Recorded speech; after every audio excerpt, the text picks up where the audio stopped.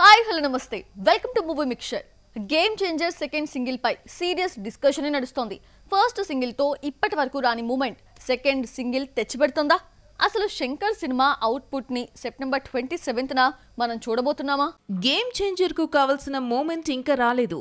పేరుకు శంకర్ సినిమానే అయినప్పటికీ ఆ స్థాయి స్టాండర్డ్స్ ఫస్ట్ సాంగ్ లో కనిపించలేదు.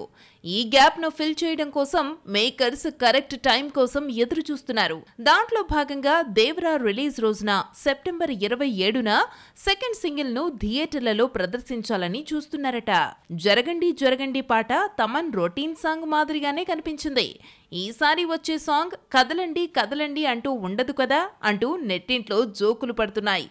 At least Rahman style of sound ను ప్రేక్షకులు ఈసారి ఆశిస్తున్నారు. అందుకు తగ్గట్టుగానే తమన్ ప్రిపేర్ అయి ఉన్నాడా లేదా అన్నది చూడాలి. ఎందుకంటే mega compound game changer matter లో సోషల్ మెసేజ్ ఏ స్థాయిలో ఆశిస్తుందో శంకర్ సినిమా తాలూకు గ్రాండ్యూర్ మ్యూజిక్ ను అంతే స్థాయిలో ఎక్స్పెక్ట్ చేస్తుంది.